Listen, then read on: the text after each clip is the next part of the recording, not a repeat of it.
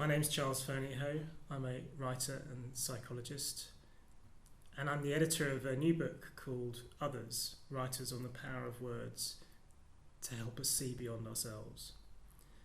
This project began, as I think all books should, with a sense of outrage. I think so many of us have felt a sense of anger and despair at the events of the last few years, from Trump's populism to the rhetoric of Brexit and European nationalism, and in particular how these political upheavals have been used as a pretext for the growth of intolerance and hatred towards other people, with one result being a shocking rise in hate crime across the board. So many of us have wanted to do something, and many people have, in all sorts of different ways, from political activism to attempts to try and counter the flow of vitriol in the online conversation, and in all sorts of other literary and creative works. And for me, it was a case of, well, what can I do? As a professional writer, I couldn't help thinking that the answer was kind of under our noses in books. But why were books important? People were saying, writing is more important now than ever. But I wanted to know why that was the case. Is it just because books reaffirm our own identities and values and make us more the people we already are? Or is it the opposite? Is it because books take us out of ourselves and literature helps us to see the world from other people's points of view? So after more than 20 years as a professional writer, I knew that one thing I could do was organise large chunks of text. But I'd also had a chance and the privilege to meet many, many brilliant writers, many of whom I knew shared my sense of outrage. So the next thing to do was to get on the phone and to pound the internet and to ask people if they'd be willing to help me to celebrate this special quality of literature. Its ability to help us see the world as others see it, but also how it shows us something of the strangeness of our own selves, how we ourselves are different, seem different to those that we want to set apart as other. So this book is the result. It takes us into some tricky territories, some difficult questions about the extent to which a writer should try and project him or herself into another point of view. I mean, I'm a novelist. What right do I have to create a fictional character and try and inhabit that character who lives a life I cannot possibly understand? And I think that writers I've spoken to agree that it can be done. Writers should be allowed that chance to put themselves into other pairs of shoes, because the result is so powerful. The ability that literature has to show us the world as others see it is so valuable. But it has to be done with humility, it has to be done with respect, and it has to be done with a great deal of learning. You really have to know as much as you can about the lives that you're writing about. So there are stories and poems in here that help us to see the world through perspectives we wouldn't otherwise have thought about, quite possibly. There are memoirs and essays that kind of push what are the mental blocks that stop us from seeing the world as others see it? What are the blocks to empathy?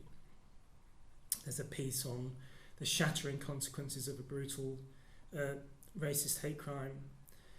But there are also pieces about quieter forms of otherness to do with disability, deafness, neurodiversity, mental distress, and so on. I think our failure to stand in other people's shoes can be catastrophic, particularly, as is so often the case, when it goes with gross imbalances in power. But great writing can do something about it. It can help people to see the world as others see it. It can help to increase empathy, and it can stimulate imagination, and it's through imagination that we come to understand other people's points of view. But also it gives us a sense of the strangeness of our own selves. We're going to be much less ready to set people apart as we understand more about how we ourselves are different to them. So thanks to the generosity of the contributors and to the more than 500 people who crowdfunded the book, we're able to donate all of the profits that are left after the cost of the publishing operation to two really important good causes. Stop Hate UK, which works to help people to report hate crime in the UK, and Refugee Action, who work with refugees and asylum seekers and their families in the UK.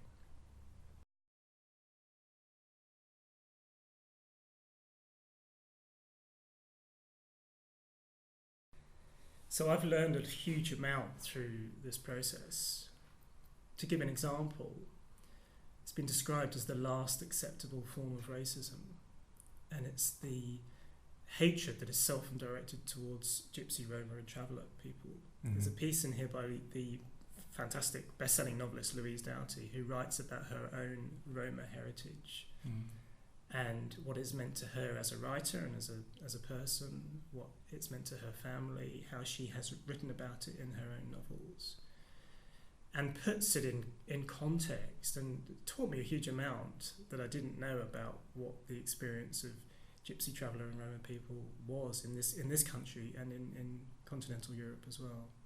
So it's been a real learning curve for me.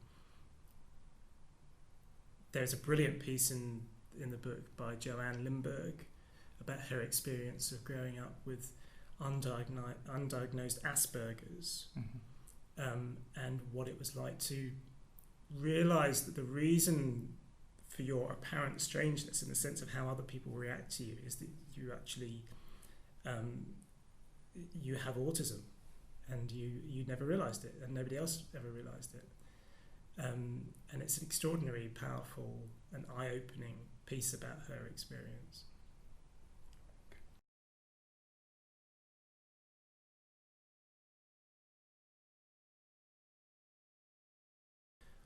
One thing we've learned from psychological research is that simply imagining another person's perspective reduces prejudice towards people from that group. So simply going through the process of imagining making contact with somebody, for example, from another group, reduces prejudice towards that group.